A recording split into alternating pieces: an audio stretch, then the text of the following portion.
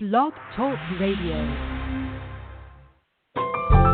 Welcome to Last First Date Radio, featuring interviews with experts in dating, relating, and mating in midlife. And now, here's your host, Sandy Weiner.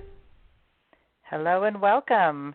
Welcome to Last First Date Radio. I am your host, Sandy Weiner, and I am the confidence, communication, and love coach for women over 40.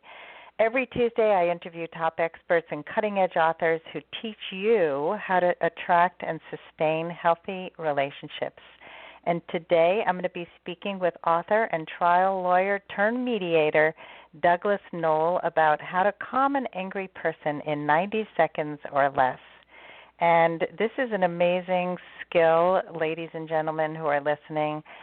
Doug has been on the show before. He was a guest in my coaching group, The Inner Circle, and he is wonderful at what he does. And when you know how to communicate effectively, how to really connect and form an empathic connection, it's like catnip. And Doug is going to share some really great tips about this.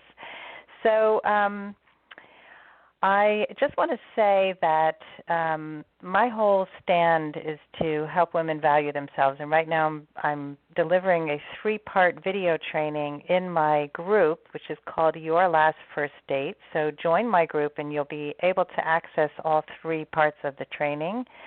And I'm also going to be posting this to my website and sending it out to my list. So if you're not yet on my list, and you want to be, and you want to get all the great tips that I share and my over 700 blog posts and my radio show information, you'll also get a free gift when you join. So when the show is over, go to lastfirstdate.com and you can enter your name and email at the top of the homepage where you'll get my free guide, The Top 10 Reasons Why Men Pull Away or Disappear, and how you can finally attract and keep the love you deserve.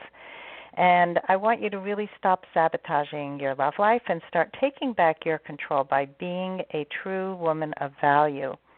Every week I bring you a tip on how to be a woman of value, and this week's tip is step number 15, which is be a lifetime learner. This is so important, and I can't tell you how many times I meet people who are just kind of done being curious about the world, and they're not learning more. And when someone is, wow, it's so attractive. So be that lifetime learner that's really interesting and interested, and it will change your life if you're not already there. If you are there, then really it helps you to attract other people into your life who are also lifetime learners, curious, taking courses, reading books, going to lectures. It is so important to keep up the learning. And before we introduce Doug, I just wanted to give another little plug for my retreat, which is my life-changing annual event. It's coming up November 3rd through the 5th. So if you struggle, if you're a woman over 40 and you're single, or you're in a relationship and you're struggling to learn, to know how to communicate effectively, to set your boundaries, if you have forgotten how to flirt, or maybe you never knew how, we have a man panel this year who's going to be helping with all of these things and helping you to role play and ask questions. It's a deep dive into how to really become the woman of value who attracts a quality man. And so I really invite you to go to my website. There's a little pop-up, and you can check out all the details. We still have some space. It's a very small, intimate gathering of women. Everybody gets my individual attention, and I'm not sure how many more years I'm going to be able to keep it small. So this is, if you're ever thinking about doing this, please don't hesitate and come this year. All right, so now I'm going to introduce Doug Noll. He is a lawyer turned peacemaker, and his calling is to serve humanity. He does this at many levels. He uses pragmatic and practical skills of peace, and he helps people interpersonal and ideological conflicts. He's an award-winning author of 3 books, and he's a speaker, trainer, and his 4th book, De-Escalate, How to Calm an Angry Person in 90 Seconds or Less, was just released in September. So welcome to the show, Doug. Hey, Sandy, great to be here. Great to have you back as a returning guest. Thank you. So let's talk about how does a lawyer become a peacemaker? Well, I stand on the shoulders of other lawyers who were peacemakers, who were great men. Abraham Lincoln comes to mind, and also Mohandas Gandhi. Gandhi especially. He was a lawyer trained in London and went to South Africa to represent client interests for over 25 years before he was called back to India to begin his Satyagraha movement. And so I sort of fashioned myself after these people. Lawyering is a form of peacemaking, although it's sort of lost that. Many lawyers have lost that idea today in our very litigious society. But what I've learned over the 40 years that I've been a lawyer, and for the past 20 years as a peacemaker, is that the law is really powerful at solving certain kinds of conflicts, but is awful at resolving other kinds of conflicts. And unfortunately, because it is perceived as being the only formal system for resolving disputes, when people get into disputes that really aren't appropriate for the legal system, they go out and they hire the meanest junkyard lawyer they can find and go to battle and waste their wealth in what ultimately is a very frustrating and disappointing experience. And that's what led me into leaving the practice of law, leaving a very successful trial practice in my late 40s to go back to school, get my master's degree in peacemaking and conflict studies, and become a peacemaker. And I help more people in a week than I helped in 22 years as a lawyer. So it's a pretty amazing difference. Wow. Anyways, that's the short story. That's a great story. So yeah, I mean, it's amazing how many people get locked into these these cases where, that's especially right. in divorce and right. high conflict areas like this, where right. everybody needs to be right and nobody's willing to concede at all. And I know that the last time we spoke, you talked about how in your mediation you can quickly get to the root of empathy and connection. So Correct. Can you talk a little bit about how you do that? Yes. And this is something for listeners, especially women in midlife who are looking for new relationships and thinking about, how do I connect? Here's the secret. And let me, before I reveal the secret, let me say that it's not anybody's fault that we are where we are today, but we have new information and new science that has to tell us to completely and radically adjust the way we look at each other as human beings and our perceptions of human nature. For over 3,000 years, Western society has been built on the premise that what separates humans from other animals is our rationality. And that is absolutely false. It's a myth, and it has been one of the most destructive, most abusive tenets of Western philosophy that we've ever created. There has been more abuse done because of that than you can possibly imagine. What neuroscience tells us today is that we are 100% emotional, and we only have very limited rationality. It's actually called bounded rationality. You can't even make a rational decision until you're emotional first. And yet our society tells us that emotions are bad.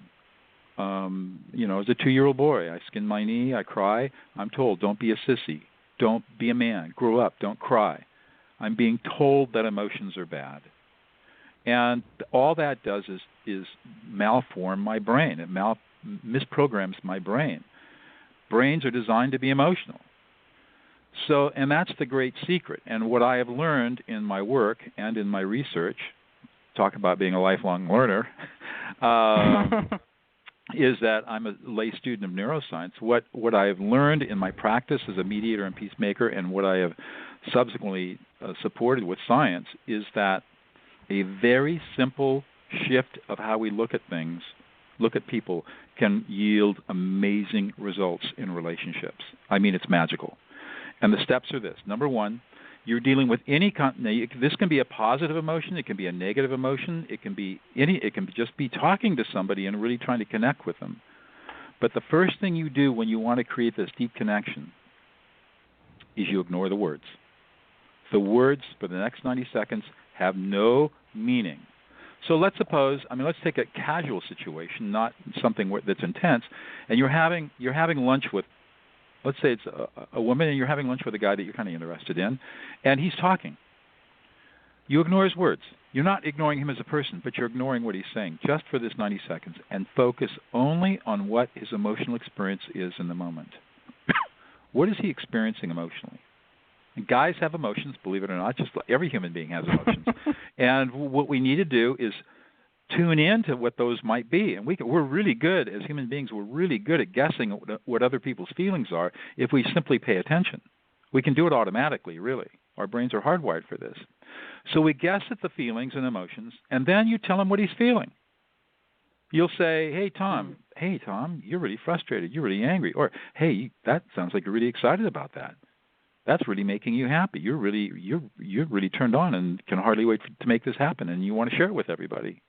Or if it's more negative, you might say, man, you are really angry. Tom, you're really frustrated. You feel completely abandoned. Nobody's supporting you. Nobody's listening to you. And you're really sad because you're all alone. You literally tell the speaker what his emotions are. And that's the secret sauce. And what's amazing is our brains are hardwired to receive this information. He can't help himself but to have his brain respond to those kinds of words in a very specific, powerful way. And what happens is the emotional centers calm down, his prefrontal cortex comes back online, and he feels like he's been completely validated as a human being, even though you haven't commented one thing on the substance of what he's talked about. All you've done is validate his emotions. Very, very powerful, and to be used with great caution. Yeah. I'll just tell you a quick story. I love this. Well, yeah, tell us. Well, first, before you go into the caution, I remember the first time I heard you talk about this, because I was trained in, you're supposed to check in with somebody and ask them if what they're feeling. And I remember you talking about this, and it was fascinating to me that you're just telling them you're feeling sad. That's right. You're frustrated. And what I remember what you told me at the time was that the person can say to you, no, I'm actually not feeling that, or exactly. Wow, you're right. So we have choices, right? That's right. But I'm thinking I should try this with my daughter, because we get stuck in these conversations, and it's because my kids don't really like to talk about feelings too much. So if you ask, they're going to go, I don't want to talk about it. Yeah, they've been conditioned not to. So don't talk about it. Just tell them what they're feeling, and then let it go and see what they do. Yeah. So let me just tell you this quick story about relationships. And why I say it's to be used with caution when you're not de-escalating somebody who's angry, but you're just you're being social about this, especially for a woman. I teach graduate school. I teach at Pepperdine University and at the law school, and I invariably have young women in my class and in their mid-20s, and so I teach this typically we'll teach this on a Friday, and I send them on a homework assignment. Go out and use this at Starbucks. Do it with a Starbucks barista, and come back on Saturday morning and tell us what your experience is. So, and I also tell the women, I say, ladies, be very, very careful how you use this, because you will there are unintended consequences that will flow from this if you're not careful. So sure enough, Saturday morning shows up, and one young woman shows up and raises her hand because I'm asking for stories, and she says, well, I was at Starbucks this morning, standing in line, planning on using this technique with the barista, and the guy behind me had a folder full of papers, and he dropped them, and they fell all over the floor. And so I kneeled down and helped him scoop it up, and I looked at him and said, wow, you must be really embarrassed and sort of anxious and frustrated that you caused all these papers. And he said, yeah, just like I said, she was telling me, just like you said he would. And then I couldn't get rid of him. He started hitting on me. And I started laughing, and I said, I told you, you've got to be careful, because when you can create this deep empathic connection in less than 45 seconds, and men will fall in love with you because they've never been validated this way before. They will love you. Now, I'll just say the other thing that I want to share, that's kind of humorous, and if you try this, you'll see for yourself that it's very powerful. I've been married to my wife for 10 years. We have never had an argument. We don't argue. We use these skills. One of us gets frustrated or angry or upset or something. The other one tells us what we're feeling. It calms us down immediately, and then there's never an argument. Never fight. Not even part of our vocabulary. So it's something that you use to create relationship, and then it's something you use to maintain relationship. Very, very, powerful. Very powerful. Yeah. So what's step number 2? Well, step number 1 is ignore the words. Step number 2 is guess at what the emotions are. What are they feeling? Step number 3 is reflect back what they're feeling. Tell them what they're feeling. You're angry. That's it. Really simple. You do that until 4 things happen. These are all unconscious responses. You get a nod of the head. You get some kind of verbal response like exactly or or that's right. You get a dropping of the shoulders, and you get a sigh, an exhale of some kind. That's when you know you've touched them at a very deep empathic level. And then you're done. You've done your job. It's that simple. Pretty easy. Very easy. Easy to say, not so hard to do because, as you mentioned a few moments ago, a lot of people have been trained in other kinds of active listening that are all wrong. They're total myths. They're not based on science, and they don't work. If they worked, everybody would use them. They don't work. That's why people don't use them. So, and it doesn't matter which modality it is, but if you're using an I statement to listening to somebody else, what I hear you saying is X, doesn't work. It will only escalate people. That only pisses people off. We know that. If you mirror them, repeat back word for word what they said, pisses them off. If you ask a question, are you angry? Pisses people off. None of that stuff works, and yet we persist in, this is why I say they're myths, we persist in doing this stuff even though it doesn't work. The only thing that has been scientifically proven to work is when you tell people what they feel, using a very direct short use statement. And if anybody's got science out there to show that says anything different, I'd love to read it. Because I've done a lot of research in this area, and I have seen no science that says that anything other than this deep reflective listening is effective at empathic connection. Yeah, it's fascinating because most people are struggling to connect, and there's a lot of disconnect that happens in dates. I can tell you that. Absolutely. And, so like you take this person who's talking, and a lot of times they're just talking at you, and they're not actually saying. So what if they're saying stuff and it's not? There's no emotion really. There will be emotion. What do you do with that? You just have to listen for it. The other thing you do if people are going, a guy's going on and on and on and on and talking about himself, maybe a little too self-absorbed, which is an indicator right there that maybe this isn't the right guy. But let's just say he's a little self-absorbed. So what we do is you can use another form of reflection called core messaging. And core messaging and labeling emotions, or what we call affect labeling together, is very powerful. So core message is basically, what is he trying to say? What is he really trying to say here? What is his real meaning? Not the words that he's saying, but what's the meaning that he's trying to communicate? And you listen for that core message, and then you deliver the core message back. You reflect it back. You tell him what his core message is in 10 or 12 or 15 words. And typically, people will, when you core message them correctly, say, yeah, that's exactly right. God, it took me half an hour, and you summarized it in 2 seconds. How'd you do that? People really, really like that because what you will find is extroverts in particular do all of their thinking out loud. They'll go on and on and on and on, and they're really processing their information verbally. Introverts process their information internally, and then only come out and make a statement when they've done all their processing internally. 50% of us are extroverts, 50% are introverts. You're dating a guy who's an extrovert, he talks a lot, he's just processing. You can help him process by going to the core of what he's trying to say, reflect it back to him along with the emotional content. What is he feeling right now? You'll be a brilliant conversation. Can you give us an example so people can understand it better? Sure. Start talking to me like some guy you've met who is just sort of talking and processing, and I'll show you exactly how it's done. It'll take about 30 seconds. Can you do that? Just role play with me for a second. Sure. Let me think. Talk about a football game. Talk about last weekend's football game. Football game. I mean, guys talk about football, right? Stupid stuff. Yeah, okay. I mean, I'm thinking about how people talk about their exes on dates. That's always a fun there you thing. go. Perfect. Perfect. And this is one of the biggest issues that people have. So yeah. Right. Yeah, so the woman might ask the man, so tell me about your past relationships, which is a really terrible question to ask. That was a mistake. And, that was a mistake right there, but there's some good stuff in there. Exactly. So now you play the And guy, and I'll play the woman, and I'll show you how you might handle it. I play the guy. Great. Okay. Or I So can do play you the guy, want and to ask me a question? if you want to try to label me, I mean, I'm happy to do that too. Well, I'll be the guy. I'll start talking about my ex. Okay. Yeah. So yeah, boy, my ex, she wiped me out financially. It's just really sucked, and my you're whole really wealth frustrated and unhappy. Yeah, you're really frustrated and unhappy. Your wealth got wiped out by your ex, and man, you're really unhappy about that. Yeah, I am. Yeah, she's a bitch.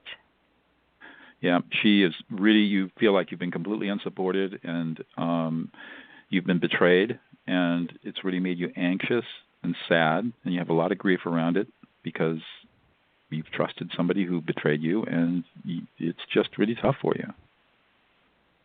You're right. Will you marry me? You see how easy it is?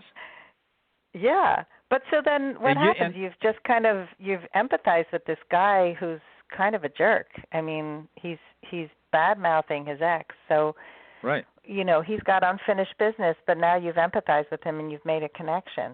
So what do you do with that? So by validating his feelings, one, he's helping process him through all this stuff. First time he's ever been validated. So you may or may not decide to carry on the relationship, but once you validated him, a lot of this stuff just goes away. He'll never talk about it again. He doesn't need to. And maybe.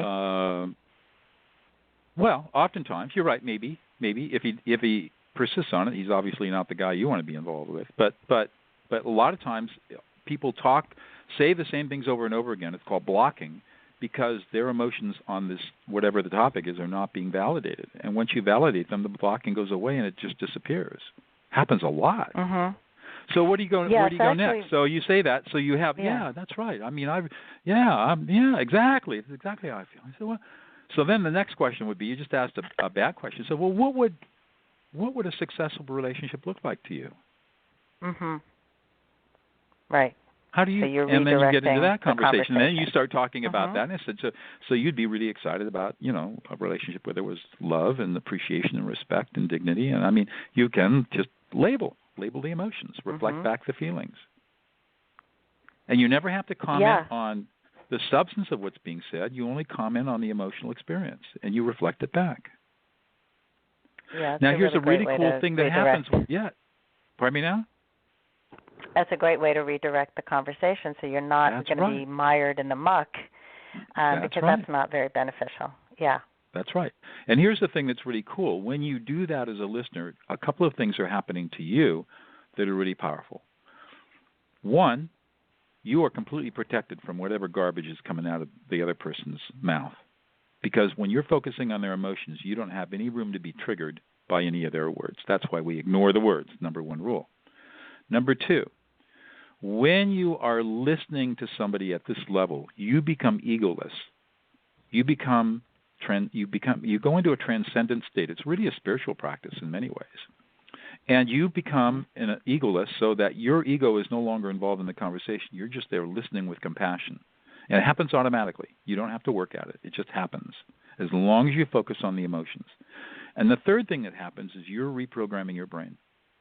Every time you do this, you reprogram your brain to become more emotionally aware and more emotionally sensitive and compassionate with yourself, so that you can de-escalate yourself when you get upset. And you don't have to be controlled by these wild emotions that go on. You can literally label your own emotions and calm yourself down in seconds. 3 powerful tools that happen to you when you serve somebody else by listening to them in a deep empathic way. I love that. So, often I will have clients who get into problem-solving mode. This is where we go instead of empathizing, right? It's like, that's right. Yeah, so let me give you the great. Right? So first of all, in my job as a professional mediator, 2-step process: de-escalate, then problem solve. You cannot solve an emotional problem with logic or persuasion. You can't. So don't even try. Calm them down first before you even get into problem solving. If you problem solve first, what you're doing is something called emotional invalidation. You're invalidating their emotions, and that just makes things worse. And the reason that we go into problem solving is because when we're around somebody who's emotional, it creates anxiety in us. And the only way we can deal with our own anxiety, soothe it, is by telling people what to do. Go away. I don't want to hear about your emotions. Go away. Just do this. Fix this. I don't want to be around you when you're like this. That's what we're really saying. So the better way to soothe our emotions is to pay attention to their emotions and tell them what they're feeling. And we will feel totally at peace inside ourselves, and we'll have no anxiety around what they're doing and won't feel the need to fix things or to problem solve. All we have to do is listen to the emotions and tell the other person what they're feeling. Yeah, it sounds so simple. So the other thing, just to be a little devil's advocate here, is something that I have found is that people have a very limited emotional vocabulary. They don't, right? So they don't even know what they're feeling. I went through this yesterday. I was speaking to a client, and a man had shown up 20 minutes late for their first date. And I said, what were you feeling? And she said, I was really disappointed that I came early to be on time and he didn't. So I said, well, what were you feeling? And she really couldn't label that she was angry, that she was, annoyed. Frustrated, disappointed, betrayed, sad, abandoned. Right. So rather than, you could ask, what were you feeling? I would actually ask a question like, well, so what happened? And then I would start affect labeling as soon as she starts telling the story. I would say, okay, so you were really disappointed, really frustrated, a little angry. You felt betrayed. You felt let down. You felt abandoned. And you felt a lot of sadness because nobody shows up for you. And that would have done it. And that's the feeling she was probably experiencing. And she would have said, yeah, exactly. Yeah, and that would touch her deeply. And so the Very point deeply. is, though, how do they – okay, so she'll hear me say that. She may not be able to say for herself what she's feeling, but I can help her with that by saying it to her. Correct. And so when you're in a relationship and – yeah, go ahead. Go ahead and ask the question. Then I want to – I was just going to say, remember what we're doing here. When people are emotional, their prefrontal cortex is offline. They can't think. What we are literally doing when we're telling other people what they're feeling is we're lending them our prefrontal cortex so they can process their emotional experience in the moment. That's why it's so important that we tell them what they're feeling, because they can't tell what they're feeling themselves. They don't have that. They just can't do it.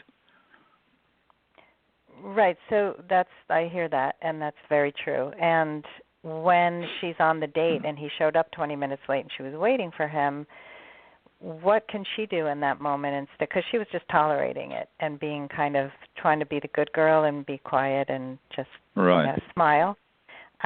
Is there something you would recommend saying? Because this isn't about reading his emotions. This is about her own expression of her own emotions.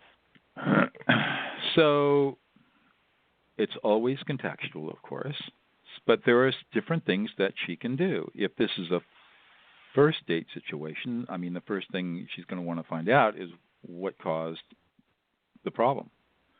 And maybe she can let it slide once and give him the benefit of the doubt.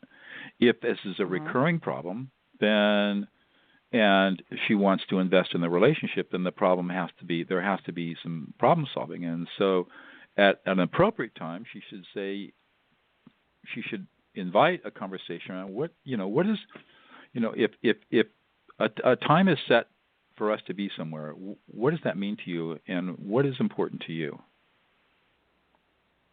And just invite him to talk about the importance or non-importance of setting priorities around the relationship. And and no one's ever asked him this question before. He doesn't think about it. And so probably it's never been a priority. And so you can have a conversation around that. And she would affect label him, label back his emotions, what he's experiencing, and then at that point in time when he's nodded the head and you've touched him, then you say, would you be willing to hear my thoughts on this and what I think is important? And just ask if he's willing to listen to what you think about this. Don't dump it on him. Ask first. And if he says, "Oh yeah, I'd really be interested," so, well, to me, respect in a relationship is most important. All relationships are based on respect, and showing respect, demonstrating respect, is doing what you say you're going to do. It's integrity. So if we agree that we're going to meet at 6:00, I'm going to be there at 5:55 because I want you to know that I have integrity, that I'm going to do what I'm going to say I'm going to do. And I want to feel like you're respecting me and you have integrity with respect to who we are, and I'd like you to do the same for me. And if you can't, that's okay. I just need to know that.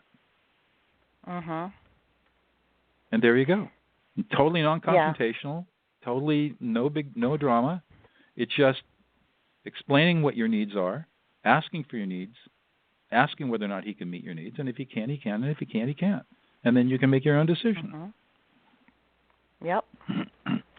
It's that simple. Yeah, I agree with you, and it took me a lifetime to learn this. And when I started to just know what I could and couldn't be with and be able to express that, that's right. It wasn't blaming. It's just saying this isn't going to work for me. That's fine if you're not okay with this, but I'm going to have to walk away. Here are my needs. I need to have my needs. Yeah, exactly. Here are my needs. I need respect. I want a respectful relationship. I'm going to do what I can to respect our relationship. I want your commitment, if you're willing, to do the same thing. And your commitment isn't your words, it's what you do. Yeah. Yeah, so true. It's all about your actions, not your words. Yep, it's okay and if you you can't said do that that. from the beginning. I totally get that. I totally get that. If it's not important, if it's not important, then it's not important. I get that. Totally cool. Yeah, I love all this. This is just so important and so right to the point, and I really hope that so many people listen to this and start to practice this method of communication and connection and compassion and listening. I mean, this just calls upon us to really reach that higher spiritual level. So thank you, Doug, for all You're of this. welcome. And I just love know being that on you're... your show. I think you do such cool stuff. I love your work. Oh, thank you. Well, I feel the same about you. So, the communication to me has become just one of the biggest parts of my practice as a coach, because I find that, there are so many people, therapists, who will say, wow, I really hear you. And they don't give them any tools to do things differently. And I know this morning one of my clients was dealing with a very anxious daughter who's looks to her mother for support and uses her as a sounding board, but it becomes a crutch.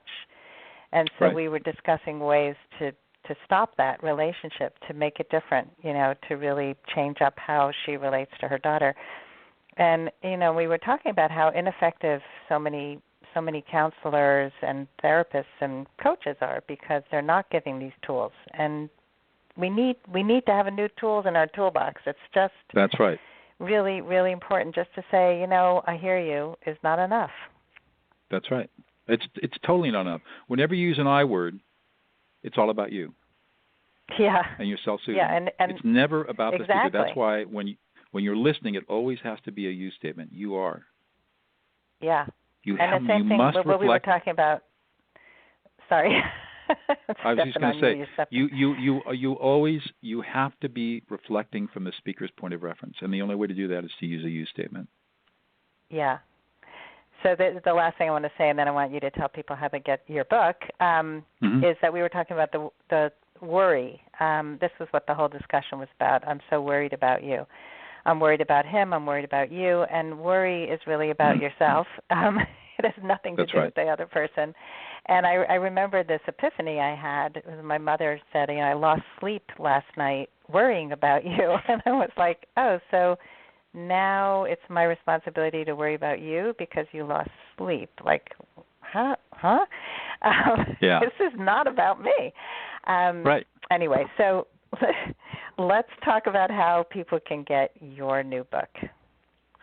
So I have the opportunity, because of something very fortuitous, that I can offer my book for free.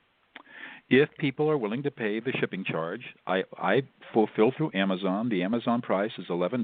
The shipping and taxes usually is around $7. So if you're willing to pay shipping and handling and taxes, which is $7, I will buy the book for you and send it to you through Amazon. And the way that you can get that offer is to go to DougNoll.com, my website, DougNoll.com. There's a banner there on the home page, free book plus shipping offer. Click on the banner. It'll take you to the order page. Fill out the order, and the book will be on its way to you. And you'll also have an opportunity. I'm offering once you buy the book, you'll get an offer for my online video course. If you want to buy that, you don't have to, of course. But if you want to learn the really deep skills, the video course is there for you to get if you want to do that. So I'm trying to offer these tools out to as many people as possible, and I hope people will get the book. Of course, you can go to Amazon or Barnes & Noble or 1,000 Books or any good bookstore will have this book. It's a mainstream publisher, Simon & Schuster, Atria, Beyond Words, so it's out there. But I'm offering it I'm able to offer it because I want this book into everybody's hands, because it will radically change lives. Thank you. That's such a generous offer. So I will have the links in the show notes and when I post this to my blog. And everybody can order your book and have the option to go deeper with your course. So thank you. Thank you, Doug. Yep. And I love emails. I love stories. So if people want to email me, Doug@DougNoll.com, I love to hear the stories. I collect stories. Awesome. Okay. Storytelling is where it's at. That's right. All right. Well, thank you again. And thanks, Andy. keep doing that beautiful work out in the world. And thanks, everybody, for listening in today. And I hope you all go on your first date very soon. Bye-bye.